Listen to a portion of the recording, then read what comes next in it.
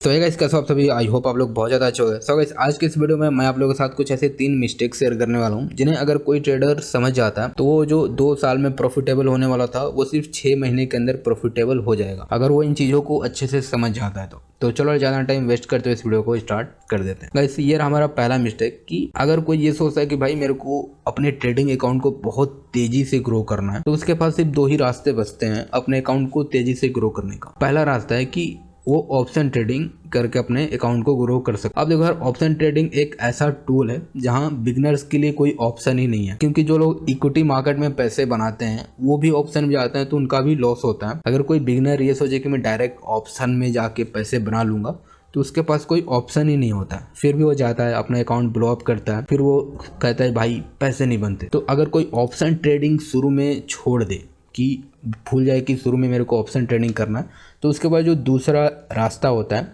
कि जहाँ से वो एक्चुअली में पैसे बना सकते हैं वो है मल्टी एसेट ट्रेडिंग। अब ये एक ऐसा जगह है जहाँ कोई भी इंसान बहुत आसानी से पैसे बना सकता है। अब आप इस चार्ट को देखो, ये एक छोटा सा कंपैरिजन है गोल्ड और निफ्टी में। आप इसे देख सकते हो कि जब ये 2020 में जब निफ्टी क्रैश कर गया था तो उस समय गोल्ड भाग रहा था, हमें गोल्ड में कुछ इस तरह से रिटर्न मिल रहे थे। और यहाँ भी जब निफ्टी फ्लैट चल रहा था ना उससे पहले, तभी भी गोल्ड भाग रहा। और आप यहाँ देख सकते हो कि जब गोल्ड नीचे आने लगा तो निफ्टी हमारा परफॉर्म करना शुरू कर दिया, जब निफ्टी नीचे आ रहा है तो गोल्ड परफॉर्म करना शुरू कर दिया। यही खासियत होती है मल्टी एसेट ट्रेडिंग का। अगर कोई इस चीज़ को समझ जाए और वो फ्यूचर ऑप्शन इन सब के बारे में थोड़ा देर भूल कर या कुछ समय के लिए उन्हें साइड में रख के अगर कोई इस तरह से ट्रेडिंग करे कि वो इक्विटी मार्केट में ट्रेड कर रहा है, शेयर बेच रहा है, खरीद रहा है, उसमें पैसे कमा रहा है, और इक्विटी मार्केट डाउन आ रहा है तो वो इस तरह से गोल्ड या कोई और कमोडिटी में अगर काम कर रहा है तो वो अपने रिटर्न्स को बना पाएगा और अपना एक्सपीरियंस और पैसा दोनों ही ग्रो कर पाएगा। और ये हमारा मिस्टेक नंबर 2 है, जहाँ ज़्यादातर लोगों को लगता है कि more trade means more opportunity to make money, कि अगर उन्हें ज़्यादा ट्रेड मिल रहे हैं तो ये एक अपॉर्चुनिटी बनता है कि वो ज़्यादा पैसे कमा सकते हैं, और लोग इस चीज़ को स्टोरीज पर भी लगाते हैं। पर देखो क्या हो क्या सकता है,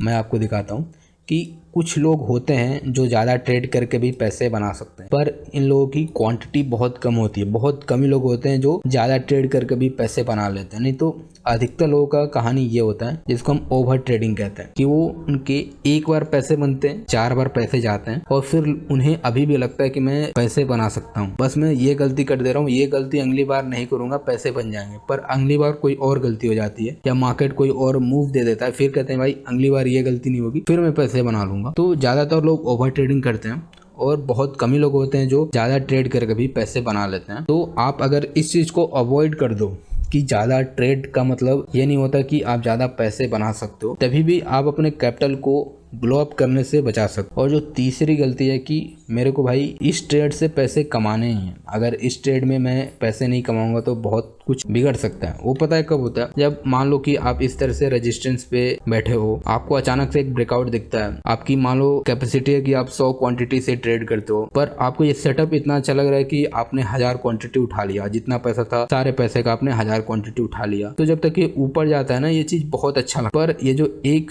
रेड कैंडल है, ये रेड कैंडल आपका हार्ट बीट तेज करने के लिए बहुत काफी है। उसके बाद लोगों को लगता है कि भाई ये ट्रेड में तो पैसे बनने ही चाहिए, अगर नहीं बने भाई तो बहुत बड़ा लॉस हो जाएगा। और आप जैसा कि देख ही सकते हो कि उसके बाद ये स्टॉक कहीं नहीं पड़ा है। तो अगर कोई 100 क्वांटिटी यानी जो उसका नॉर्मल क्वांटिटी साइज है, अगर उसे ट्रेड करता है तो उसको ज्यादा फर्क नहीं पड़ता, पर अगर जिसने ओवर क्वांटिटी ले लिया उसको बहुत ज्यादा फर्क पड़ेगा, क्योंकि उसने जितना वो कैपेसिटी था उसने वो ज्यादा ले लिया। अब मैं इसी का एक और आपको एग्जाम्पल दिखाता हूँ। सेम वही एग्जाम्पल है कि इसने यहाँ पर कोई ब्रेकआउट ट्रेड किया और उसने वही ओवर क्वांटिटी ले लिया, और फिर मार्केट आप देख ही रहे हो कि मार्केट साइडवेज में चला गया, ना ही प्रॉफिट हो रहा है ना ही लॉस हो रहा है। इस तरह से अब उसका भी हार्ट बीट तेज रहेगा कि भाई कहीं लॉस ना हो जाए, बस नेट टू नेट आ जाए कि ब्रेक इवन पर मैं निकल जाऊं। तो अगर कोई ये 3 गलतियां अवॉइड कर देता है ना तो उसके प्रॉफिट होने के चांसेस बहुत ज़्यादा बढ़ जाते हैं और एक्सपीरियंस भी उसको मिल जाएगा। और अगर आपको ये जानना है कि मैं इंट्राडे ट्रेड करके कैसे अच्छे खासे पैसे बना सकता हूँ, बहुत ही सिंपल से स्ट्रेटेजी क्या है, तो आप ये राइट वाली वीडियो देख सकते हो। और अगर आपको ये जानना है कि आप ट्रेड करते हो पर आप प्रॉफिट को लंबे समय तक होल्ड नहीं कर पाते हो, तो आप ये लेफ्ट वाली वीडियो देख सकते हो।